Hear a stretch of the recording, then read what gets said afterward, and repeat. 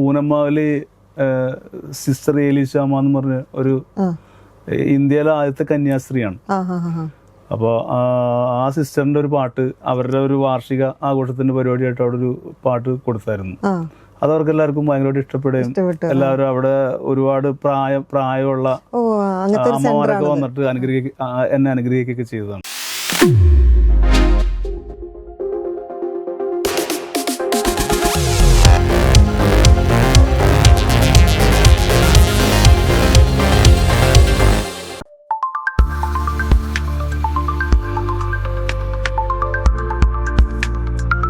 ഒരാൾ വിളിച്ചു പറഞ്ഞ രാവിലെ എല്ലാ ദിവസവും കേൾക്കുന്ന ഒരു പാട്ടുണ്ടെന്ന് പറഞ്ഞു.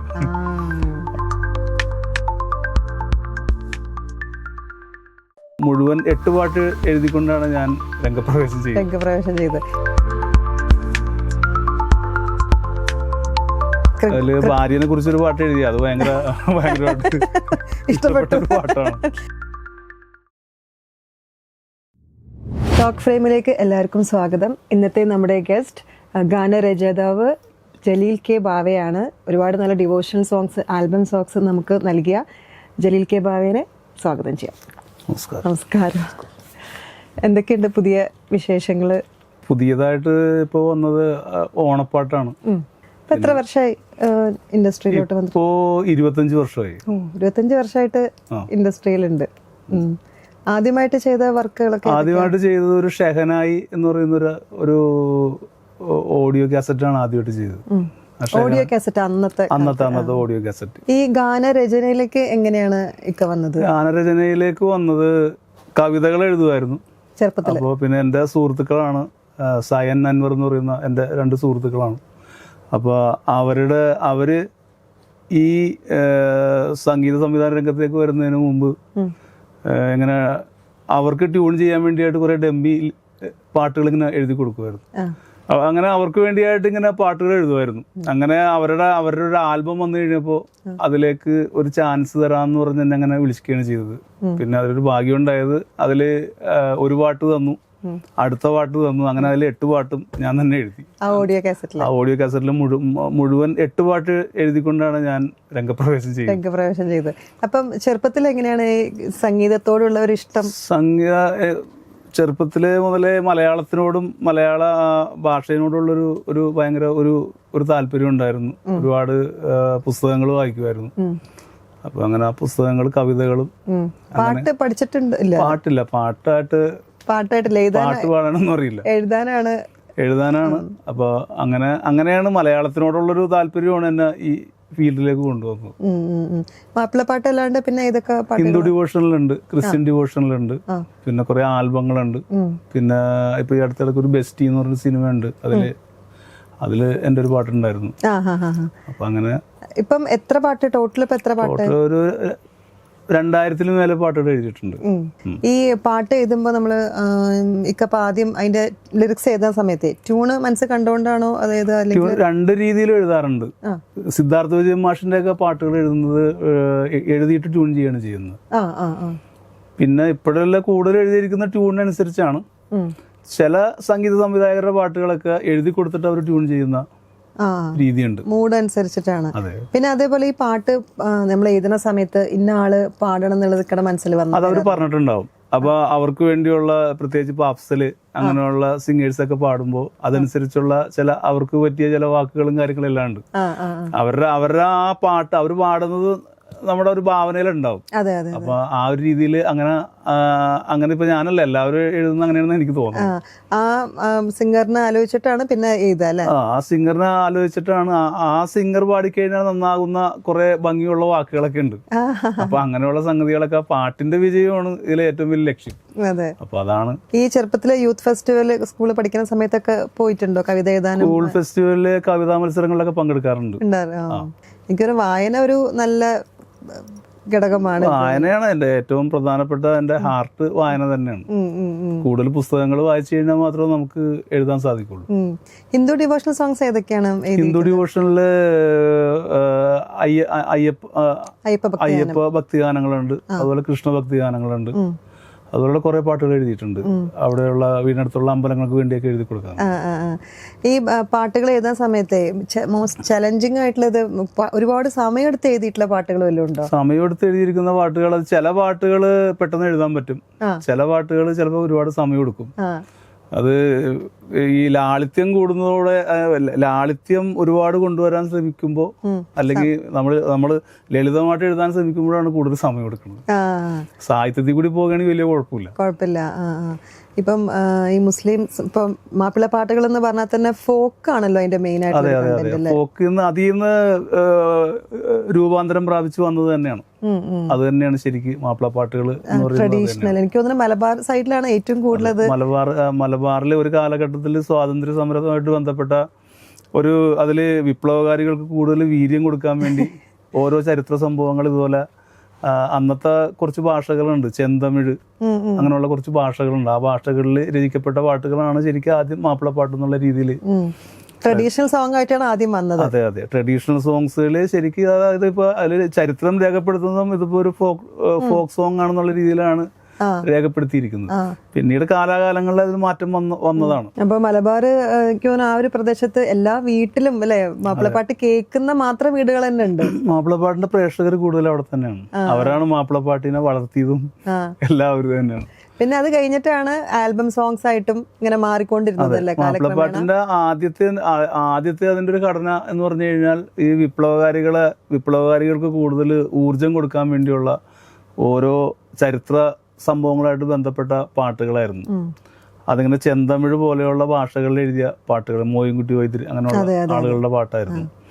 പിന്നീട് കാലക്രമേണ അത് മൈലാഞ്ചിപ്പാട്ട്, അങ്ങനെ ഒപ്പനപ്പാട്ട്, അമ്മായിപ്പാട്ട്, അങ്ങനെയുള്ള പല പാട്ട്, അങ്ങനെ അതിങ്ങനെ കാലാകാലങ്ങളിൽ അതിന് മാറ്റങ്ങൾ സംഭവിച്ചിട്ടുണ്ട്. അപ്പൊ ഈ പുതിയ തലമുറയിൽ ഇരുന്ന് പറയുമ്പോൾ ശരിക്കും പറഞ്ഞു കഴിഞ്ഞിട്ടുണ്ടെങ്കിൽ അതും ഇതുമായിട്ടൊന്നും ഒരു ബന്ധമില്ലാത്ത രീതിയിലാണ്. ഇന്നിപ്പോ പുതിയ ജനറേഷന് വേണ്ടി പുതിയ രീതിയിലുള്ള പാട്ടുകളാണ്, അത് ആൽബം പാട്ടുകൾ എന്നാണ് അറിയപ്പെടുന്നത്. യഥാർത്ഥ മാപ്പിളപ്പാട്ടാണെന്ന് ചോദിച്ചു കഴിഞ്ഞാൽ അല്ല എന്ന് പറയേണ്ടി വരും. ഒരു കഥ പറഞ്ഞു പോണ പോലെയാണ് ഇപ്പോഴത്തെ ആൽബം പാട്ടുകളാണെങ്കിൽ, ഒരു വാപ്പ മോന്റെ അടുത്ത് പറഞ്ഞു കൊടുക്കണ ഒരു ഇത് അല്ലെ, അങ്ങനെ അങ്ങനെയുണ്ട്. പിന്നെ ഈ ആൽബം മാപ്പിളപ്പാട്ടിന്റെ ഇതിൽ കൂടുതൽ പ്രണയഗാനങ്ങളുണ്ട്, സ്ത്രീകളെ വർണ്ണിക്കുന്ന പാട്ടുകളുണ്ട്, പ്രണയഗാനങ്ങളുണ്ട്. ഏറ്റവും കൂടുതൽ എന്താണ് ഇൻസ്ട്രുമെന്റ്സ് യൂസ് ചെയ്യുന്നത് തബലയും മൃദംഗും ഹാർമോണിയാണ് തോന്നുന്നു പണ്ടത്തെ കാലത്തൊക്കെ. പണ്ട് ഏറ്റവും ഈ സംഭവങ്ങളൊക്കെ തന്നെയാണ്. പിന്നെ ഇപ്പോഴിപ്പോ അങ്ങനെ ആൽബത്തിലേക്ക് മാറ്റി കഴിഞ്ഞപ്പോ എല്ലാം. അതെ ഇപ്പൊ ഡിജിറ്റൽ ഏജ് ആയതുകൊണ്ട് അതിന് എത്രമാത്രം പിള്ളേരിൽ അത് ഇൻഫ്ലുവൻസ് ചെയ്യുന്നത്. ഡിവോഷണൽ സോങ്സ്, മാപ്പിളപ്പാട്ട് തന്നെയല്ല, മൊത്തം ഡിവോഷണൽ സോങ്സ് ഇപ്പോഴത്തെ ജനറേഷൻ കുട്ടികൾക്ക് അത് എത്രമാത്രം ഇൻഫ്ലുവൻസ്. ഡിവോഷണൽ സോങ്സ് ഇഷ്ടപ്പെടുന്ന ഇഷ്ടംപോലെ ആളുകളുണ്ട്. എന്നാലും കൂടുതൽ ഈ ആൽബം രീതിയിലുള്ള കുറച്ചും കൂടി സ്പീഡായിട്ടുള്ള പാട്ടുകളാണ് ഇപ്പോഴത്തെ ഒരു ജനറേഷന് കൂടുതൽ താല്പര്യം. അതെ കുറച്ചിങ്ങനെ ഫാസ്റ്റ് നമ്പേഴ്സ്. ഇപ്പം ഇക്കടെ മാപ്പിളപ്പാട്ടുകളിൽ അഫ്സലക്കും പിന്നെ ആരൊക്കെയാണ് അതില്? എല്ലാവരും പാടിയിട്ടുണ്ട്. അഫ്സല് പാടിയിട്ടുണ്ട്, വിധുപ്രതാപ് പാടിയിട്ടുണ്ട്, മാർക്കോസ് ചേട്ടനുണ്ട്, വേണുഗോപാൽ ചേട്ടനുണ്ട്, അങ്ങനെ MG ശ്രീകുമാർ ഉണ്ട്, അങ്ങനെ ഒരുമാതിരി എല്ലാവരും, സുജാത ചേച്ചി ഉണ്ട്, അങ്ങനെ ഒരുപാട് ആൾക്കാർ പാടിയിട്ടുണ്ട്. യേശുദാസും ചിത്ര ചേച്ചിയും ആണ് നീ പാടാൻ ഒരു വേഗം തന്നെ പാടാൻ ഇടവരട്ടെ. വേണുഗോപാൽ ചേട്ടന്റെ കൂടെ ഒക്കെ ഉള്ള ഒരു എക്സ്പീരിയൻസ് എന്തായിരുന്നു? വേണുഗോപാൽ ചേട്ടന്റെ നല്ല ഇതാണ്. അദ്ദേഹം ഒരു ഭാര്യയെ കുറിച്ചൊരു പാട്ട് എഴുതിയായിരുന്നു. അത് ഭയങ്കരമായിട്ട് ഹിറ്റായ ഒരു പാട്ടാണ്. ചേട്ടൻ എഴുതിയ പാട്ട്? ഞാൻ എഴുതിയ പാട്ടാണ്. അല്ല, അദ്ദേഹം എന്നെ വിളിച്ച് പ്രത്യേകം അഭിനന്ദിക്കുകയൊക്കെ ചെയ്തതാണ്. അപ്പൊ അതൊരു മറക്കാനാവാത്ത അനുഭവമാണ്. എന്റെ ഒരുപാട് പാട്ടുകൾ സാർ പാടിയിട്ടുണ്ട്.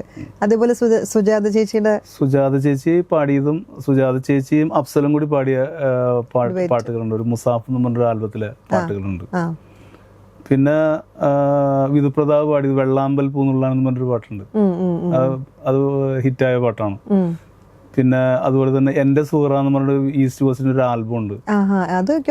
അത്യാവശ്യം വൈറലായിട്ടുള്ള പാട്ടാണ്. പിന്നെ അതുപോലെ തന്നെ അഫ്സൽ പാടിയ ദൂരെ കണ്ണാടിപ്പുഴ എന്ന് തുടങ്ങുന്ന ഒരു പാട്ടുണ്ട്. അഫ്സലിന്റെ ഒരുപാട് പാട്ടുകൾ പാടിയിട്ടുണ്ട്.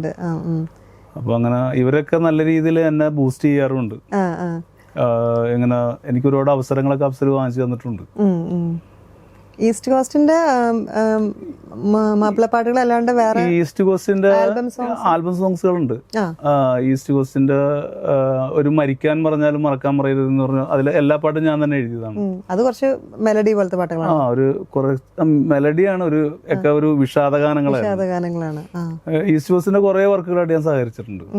ഈ ഗാനരചനയുടെ ഉണ്ടല്ലോ, അതിന്റെ ഒരു പ്രോസസ്സ് എങ്ങനെയാണ്? ഒരു പാട്ട് എഴുതുന്നതിന്റെ ഒരു ഗാനരചന ഓരോരുത്തർക്കും ഓരോ രീതിയായിരിക്കും. ചിലര് ലാളിത്യത്തിന് മാത്രമായിട്ട് ഇഷ്ടപ്പെടും, സിമ്പിൾ ആയിട്ടുള്ള പാട്ടുകൾ വരും. ചിലര് സാഹിത്യത്തിന് മാത്രം ഇഷ്ടപ്പെടും, അപ്പൊ കുറേയും കൂടി ഗംഭീരമായിട്ടുള്ള പാട്ടുകൾ വരും. അപ്പൊ എൻ്റെ ഒരു നിഗമനത്തിൽ ലാളിത്യവും സാഹിത്യവും കൂടി ചേരുമ്പോഴാണ് കുറെ കൂടി സാധാരണക്കാരിലേക്ക് പാട്ടുകൾ അവരിലേക്ക് ഇറങ്ങി ചെല്ലുന്നു എന്നുള്ളതാണ് ഞാൻ കണക്കാക്കുന്നത്. പാട്ടുകൾ ഒരുപാട് ലാളിത്യമായാലും അത് ശരിയാവില്ല, ഒരുപാട് സാഹിത്യമായാലും ശരിയാവില്ല. രണ്ടും ഈക്വലായിട്ട് വരുമ്പോ അതില് സാധാരണക്കാരിലേക്ക് പെട്ടെന്ന് പാട്ടുകൾ ഇറങ്ങി ചെല്ലും. സാധാരണക്കാരനാണ് പാട്ട് വിജയിപ്പിക്കുന്നത്. അതെ അതെ. ഏറ്റവും കൂടുതൽ എഴുതിയ ഇത് എന്താണ്? മീൻസ് ഏറ്റവും കൂടുതൽ ഞാൻ എഴുതിയ പാട്ടുകളൊക്കെ പ്രണയപ്പാട്ടുകളാണ്, റൊമാൻറ്റിക് സോങ്സ് ആണ്. പ്രണയ സോങ്സുകളാണ്. പിന്നെ അതുപോലെ തന്നെ കുറെ ഭക്തിഗാനങ്ങളും എഴുതിയിട്ടുണ്ട്. ഈ ഭക്തിഗാനങ്ങൾ കേട്ടിട്ട് ആരെങ്കിലും വന്നിട്ട് എന്തെങ്കിലും പറഞ്ഞിട്ടുണ്ടോ ഇത് നന്നായിട്ടുണ്ട്, എനിക്ക് ഭയങ്കരമായിട്ട് അത് ഭയങ്കര പീസ് അല്ലെങ്കിൽ ഭയങ്കര? ഭക്തിഗാനങ്ങൾ എഴുതിയിട്ട് ഒരുപാട് ആൾക്കാർ അങ്ങനെ പറഞ്ഞിട്ടുണ്ട്. പലരും പാട്ടുകൾ ഭക്തിഗാനം ദൈവത്തിനോടുള്ള യാചന പോലെയാണ് എപ്പോഴും എഴുതാറ്. അപ്പൊ പലരും അവരുടെ ജീവിതമായിട്ട് ബന്ധപ്പെട്ടതുപോലെ തോന്നുന്നു എന്നൊക്കെ പറഞ്ഞിട്ട് പറയാറുണ്ട്. ചില ആളുകളൊക്കെ വിളിച്ച് പറയാറുണ്ട്. രാവിലെ ഒരാൾ വിളിച്ചു പറഞ്ഞ രാവിലെ എല്ലാ ദിവസവും കേൾക്കുന്ന ഒരു പാട്ടുണ്ടെന്ന് പറഞ്ഞു. അപ്പൊ അങ്ങനെയൊക്കെ കുറെ അനുഭവങ്ങളുണ്ട്. രാവിലെ തുടങ്ങുമ്പോ തന്നെ പോസിറ്റീവ് ആയിട്ടുള്ള ഒരു പാട്ടിലൂടെ തുടങ്ങുമ്പോ അവർക്കൊരു സമാധാനം ഉണ്ടെന്നല്ലേ? അതെ. പിന്നെ അതുപോലെ ഒരു ക്രിസ്ത്യൻ ഡിവോഷനിൽ എഴുതി നമ്മുടെ ഈ കൂനമ്മാവില് സിസ്റ്റർ ഏലിശാമ എന്ന് പറഞ്ഞ ഒരു ഇന്ത്യയിലെ ആദ്യത്തെ കന്യാസ്ത്രീയാണ്. അപ്പോൾ ആ സിസ്റ്ററിന്റെ ഒരു പാട്ട് അവരുടെ ഒരു വാർഷിക ആഘോഷത്തിന്റെ പരിപാടിയായിട്ട് അവിടെ ഒരു പാട്ട് കൊടുത്തായിരുന്നു. അത് അവർക്ക് എല്ലാവർക്കും ഭയങ്കരമായിട്ട് ഇഷ്ടപ്പെടുകയും എല്ലാവരും അവിടെ ഒരുപാട് പ്രായമുള്ള അമ്മമാരൊക്കെ വന്നിട്ട് എന്നെ അനുഗ്രഹിക്കുകയൊക്കെ ചെയ്തതാണ്. എന്റെ സിദ്ധാർത്ഥ വിജയമാഷായിരുന്നു എന്റെ മ്യൂസിക്. അപ്പൊ അത് ഒരു മറക്കാനാവാത്ത അനുഭവം തന്നെയാണത്. അതെ അതെ. പ്രത്യേകിച്ച് ആ പാട്ട് ഇഷ്ടപ്പെട്ടുകൊണ്ടാണല്ലോ അത് അവർക്ക് അത്രയും മനസ്സ് തട്ടിയിട്ടുള്ള പാട്ടായിരിക്കണം. അതെ അല്ലേ?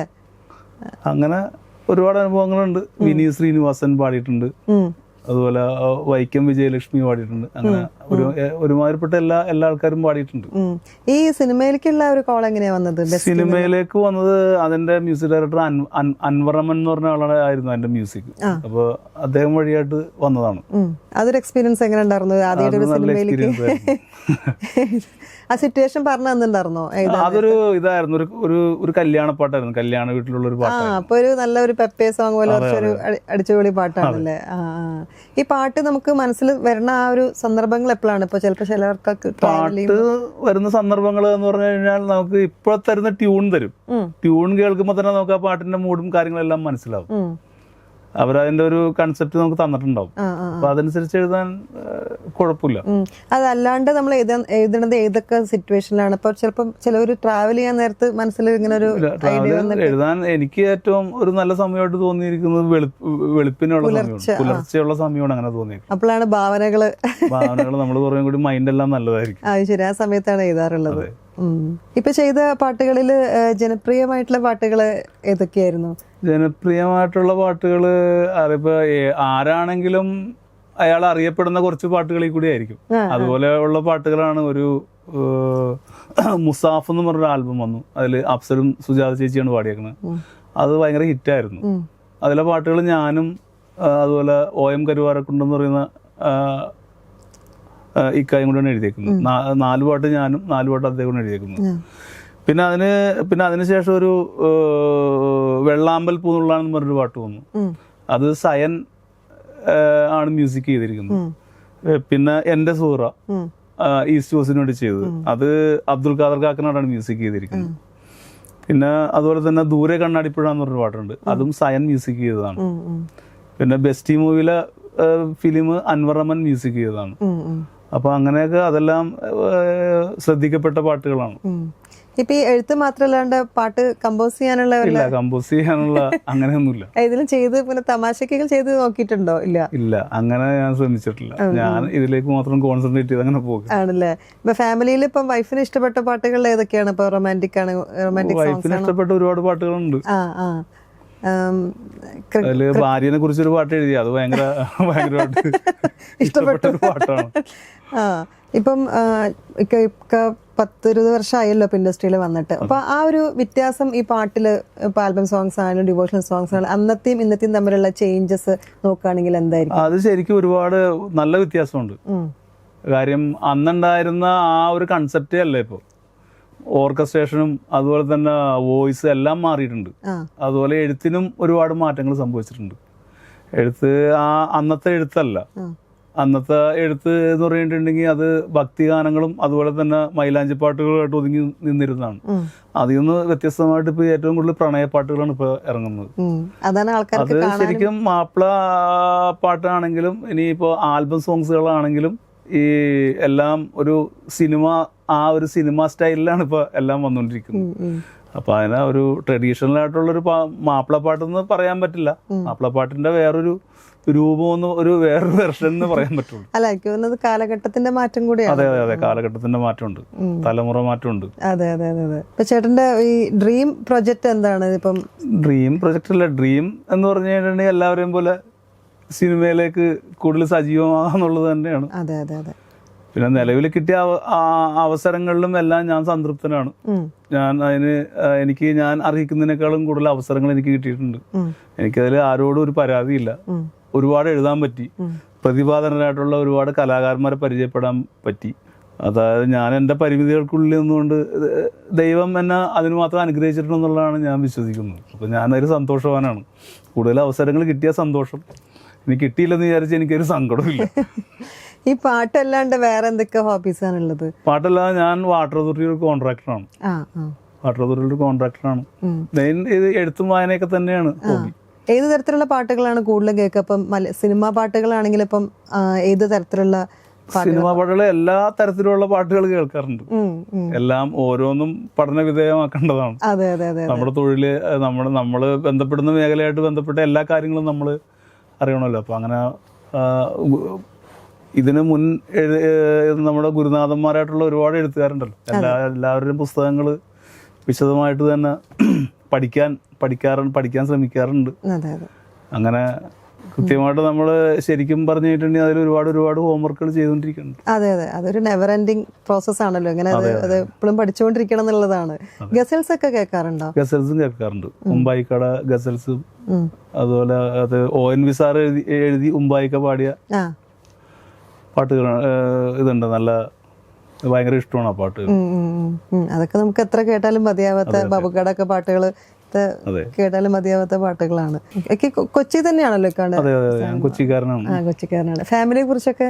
ഫാമിലി, വൈഫ്, ഒരു മകൻ ദിയാൽദിൻ പി ബാവ എന്നാണ് പേര്.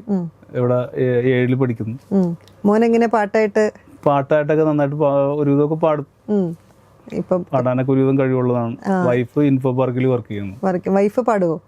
വൈഫും അങ്ങനെ ആസ്വദകയാണ്. ഇപ്പൊ അപ്കമിങ് പ്രൊജക്ട്സ് ഒക്കെ എന്താണ് ചേട്ടൻ്റെ? അതിൽ വരുന്നത് ഒരു നാടൻ പാട്ട് വരുന്നുണ്ട്. പിന്നെ കുറച്ച് ആൽബം സോങ്സുകളുണ്ട്. അതുപോലെ ഹിന്ദു ഡിവോഷൻസ് ഉണ്ട് കുറച്ച്. അങ്ങനെ അതിൻ്റെയൊക്കെ പണിപ്പുരയിലാണ്. ആണല്ലേ? ഓക്കെ. അപ്പോൾ ഒരുപാട് സന്തോഷം, ഇങ്ങനൊരു ഇൻ്റർവ്യൂ തന്നതിൽ ഒരുപാട് സന്തോഷം. പിന്നെ എല്ലാ അപ്കമിങ് പ്രൊജക്ട്സിനും ഓൾ ദ വെരി ബെസ്റ്റ്.